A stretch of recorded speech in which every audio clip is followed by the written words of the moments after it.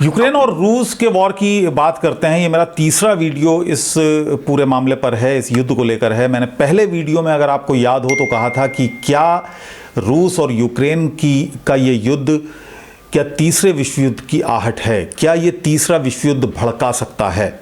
शुरुआत में बहुत सारे लोगों को इस तरह के अंदेशे थे, लेकिन ज़्यादातर लोगों का ये मानना था कि क्योंकि रूस एक महाशक्ति है, बहुत बड़ी ताकत है, और यूक्रेन क्योंकि एक छोटा मुल्क है, लिहाजा 2 दिन में ही रूस अपनी बात या तो मनवा लेगा या पूरे यूक्रेन को अपने कब्जे में ले लेगा। ऐसी ज़्यादातर लोगों ने आशंका जाहिर की थी। लेकिन आज 5वां दिन है और यूक्रेनी फौज आज भी उसी तरह से सीना तान कर खड़े हैं इस महाशक्ति यानी रूस के सामने, जो पहले दिन थे। यानी 24 फरवरी को जब ये युद्ध शुरू हुआ था, तभी से यूक्रेनी फौज भी, यूक्रेनी सरकार भी और यूक्रेनी नागरिक भी जिस तरह का प्रतिरोध दिखा रहे हैं, ऐसी उम्मीद दुनिया में शायद किसी को नहीं थी। यहां तक कि रूस को भी ऐसी उम्मीद नहीं थी कि उसको इस तरह का प्रतिरोध झेलना पड़ सकता है।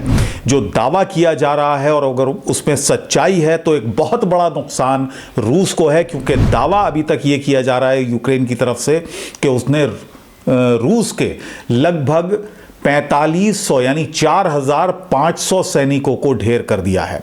इसके अलावा 200 के करीब टैंक मार के गिराए हैं और 60 हेलीकॉप्टर्स मार गिराए हैं। और वो तस्वीरें भी लगातार सोशल मीडिया के जरिए शेयर की जा रही हैं। एक तस्वीर आज मैं देख रहा था जिसमें कहा जा रहा था कि एक ड्रोन विमान है जो कि टर्की से इंपोर्ट किया गया है, यूक्रेन को दिया है टर्की ने, और उस ड्रोन विमान ने तबाही मचा दी है रूसी फौज के ऊपर। रूसी जो एक ट्रेन थी जो रसद लेकर आ रही थी, ख़ासतौर से उसमें ऑयल था जो रसद पहुंचाई जा रही थी रूसी सेना के लिए, वो पूरी की पूरी ट्रेन इस ड्रोन ने तबाह कर दी। और वो तस्वीर भी किसी ने अपने ट्विटर हैंडल पर डाली है।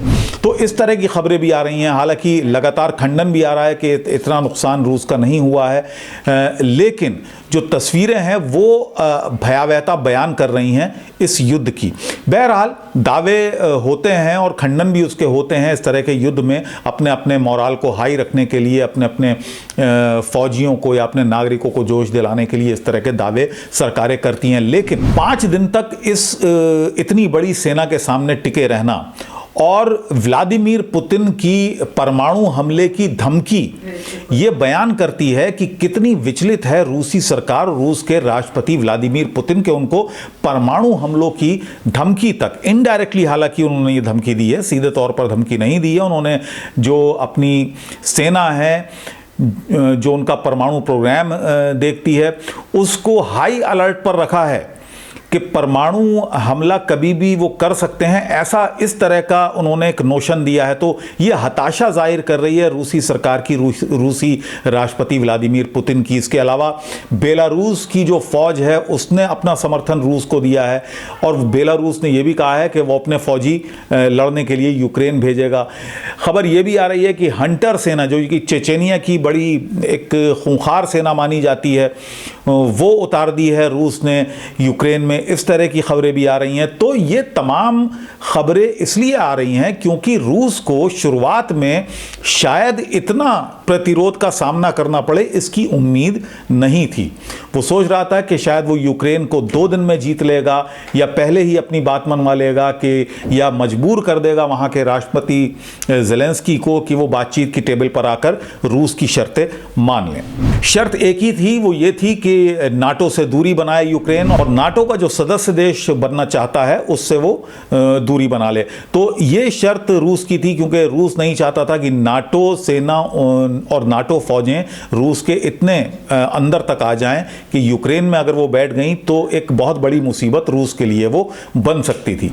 मैं जिस रेजिस्टेंस की बात कर रहा था, यूक्रेन की तरफ से जो रेजिस्टेंस देखने को मिला है, ये भी हम बता दें कि यूक्रेन में जो सरकार थी, जो ज़ेलेंस्की थे, उनका ग्राफ लगातार नीचे गिर रहा था, और इस युद्ध के बाद अब वो एक नए हीरो के रूप में यूक्रेन में उभरे हैं। लोग उनको अपना आइडियल मानने लगे हैं, लोग उनको अपने हीरो की शक्ल में अब देखने लगे हैं। और उनका जो एक पॉपुलैरिटी थी न सिर्फ यूक्रेन में बढ़ी है बल्कि पूरी दुनिया में उनकी पॉपुलैरिटी बढ़ गई है। वो युवा हैं और जिस तरह से उनकी तस्वीरें सामने आई, जिस तरह से कंधे से कंधा मिलाकर वो अपनी फौज के साथ खड़े थे, अपने नागरिकों के साथ खड़े थे, अपील कर रहे थे नागरिकों से, फौज से, कि वो अपनी आज़ादी के लिए लड़ रहे हैं, अपनी आज़ादी को बचाने के लिए लड़ रहे हैं, वो दृश्य, वो तस्वीरें पूरी दुनिया ने देखी। और जिस तरह के चित्र आ रहे थे, जिस तरह के वीडियो आ रहे थे कि रिहायशी इलाकों में बमबारी रूस कर रहा है, उससे पूरी हमदर्दी और पूरी सिंपैथी जो थी वो यूक्रेन के साथ आ गई है।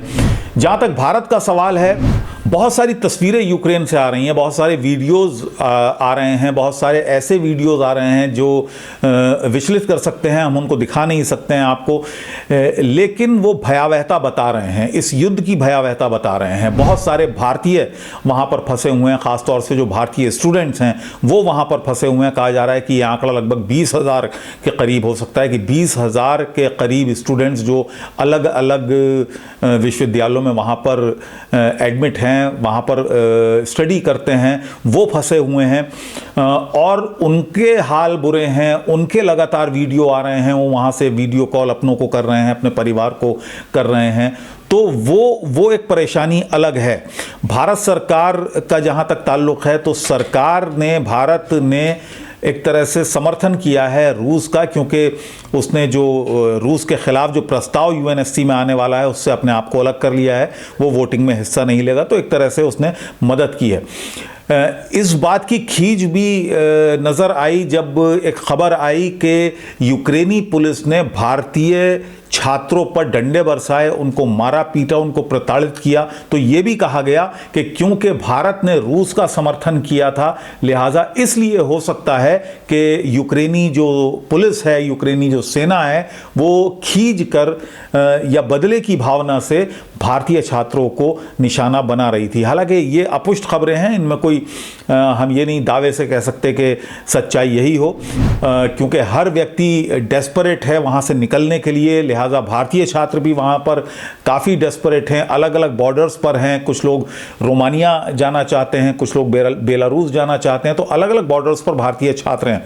बहरहाल पहल हो रही है, सरकार की तरफ से पहल हो रही है कि उनको, अपने भारतीय छात्रों को निकाला जाए। 4 मंत्री अलग अलग देश भेजे जाएंगे, जहाँ जो बॉर्डर से लगे देश हैं यूक्रेन के, वहाँ पर भेजा जाएगा और वो कोशिश करेंगे कि भारतीय छात्रों को निकाला जाए। लेकिन यहाँ हम बात कर रहे हैं कि क्या अगर ये युद्ध लंबा खिंचता है, जो प्रतिरोध देखने को मिला यूक्रेन की तरफ से और जिसकी उम्मीद दुनिया में किसी को नहीं थी, रूस को भी नहीं थी, और अगर ये प्रतिरोध और लंबा खिंचता है और ज़्यादा ये युद्ध खिंचता है, लंबा खिंचता है, तो क्या ये एक महायुद्ध बन जाएगा? क्या ये तीसरा विश्व युद्ध बन जाएगा? जो कि मैंने अपने पहले वीडियो में ये आशंका जाहिर की थी कि हो सकता है हम तीसरे विश्व युद्ध के मुहाने पर खड़े हों, क्योंकि अभी तक ना अमेरिका सीधे तौर पर बोला है, ना ही नाटो देश अभी सीधे तौर पर बोले हैं, क्योंकि यही कहा जा रहा है कि क्योंकि यूक्रेन अभी नाटो का सदस्य नहीं है,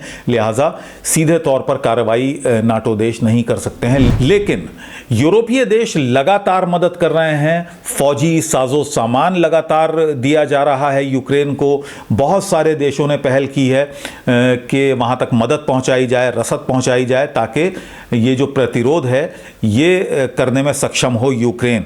लेकिन अगर ये प्रतिरोध लंबा खिंचा तो जाहिर सी बात है कुछ और मुल्क भी इसमें कूद सकते हैं, क्योंकि यूक्रेन के बारे में कहा जा रहा है कि यूक्रेन जो लड़ाई के लिए प्रेरित हुआ वो नाटो की शह पर हुआ, अमेरिका की शह पर हुआ, और उसको ये उम्मीद थी कि अगर वो उस पर हमला होता भी है तो नाटो देश उसकी सहायता करेंगे, अमेरिका उसकी सहायता के लिए आगे आएगा। लेकिन अभी तक ऐसा दिखा नहीं है। हालांकि अमेरिका लगातार बयान दे रहा है, यूरोपीय देश लगातार दबाव बनाने की कोशिश कर रहे हैं, प्रतिबंध लगाए जा रहे हैं रूस पर, और उससे रूस को नुकसान भी, आर्थिक तौर पर बहुत बड़े बड़े नुकसान हो रहे हैं। ख़ास तौर से जो रूस के जो व्यवसायी हैं, जो बड़े उद्योगपति हैं, उनको बहुत भारी नुकसान हो रहे हैं इस युद्ध के चलते और इन प्रतिबंधों के चलते जो यूरोपीय देश और अमेरिका रूस पर लगा रहा है। लेकिन व्लादिमीर पुतिन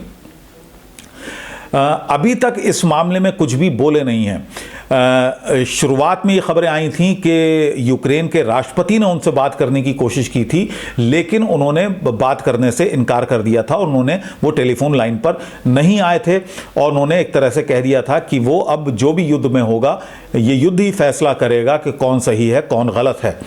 तो वो अपने फैसले पर अडिग हैं। ऐसे में लगता नहीं है कि कोई फैसला कुन मामला बने, कुछ फैसला इस पर हो पाए। हालांकि बेलारूस की सीमा पर रूसी प्रतिनिधिमंडल और यूक्रेनी एक दल आपस में बातचीत कर रहे हैं, मीटिंग कर रहे हैं, लेकिन इस मीटिंग में कोई हल निकले ऐसी संभावना बहुत कम है, क्योंकि यूक्रेनी राष्ट्रपति कह चुके हैं, पहले ही कह चुके हैं कि वो जब तक रूसी फौजें नहीं निकलती बिना शर्त, तब तक वो किसी भी बातचीत को मानने वाले नहीं हैं। कोई भी बातचीत बेनतीजा रहने वाली है। यही उन्होंने संभावना भी जताई है, यही आशंका जताई है कि ये जो बातचीत हो रही है वो बिना किसी फैसले के ख़त्म हो जाएगी। इसमें बहुत ज़्यादा संभावनाएं नज़र नहीं आ रही हैं। जहाँ तक सवाल रूसी राष्ट्रपति का है, रूसी खेमे का है, तो रूसी खेमे में भी निराशा नज़र आ रही है। व्लादिमीर पुतिन के खेमे में निराशा नज़र आ रही है, हताशा नज़र आ रही है, और उसकी वजह यह है कि जिस तरह से बेलारूस और चेचेनिया के फौजी भी अब आ गए हैं मैदान में, यूक्रेन में उतर रहे हैं। सुना है कि जो चेचेनिया है उसने अपनी हंटर सेना, चेचेनिया जो कि हिस्सा है रूस का ही हिस्सा है, उसने अपनी हंटर सेना उतार दी है, बेलारूस ने अपनी सेना उतार दी है। तो इस तरह की खबरें भी आ रही हैं। इसके अलावा इनडायरेक्टली परमाणु हमले की एक तरह से धमकी दी है व्लादिमीर पुतिन ने। उन्होंने अपनी फौज से कहा है कि वो परमाणु जो उनकी शक्ति है वो अलर्ट पर रखा है उन्होंने।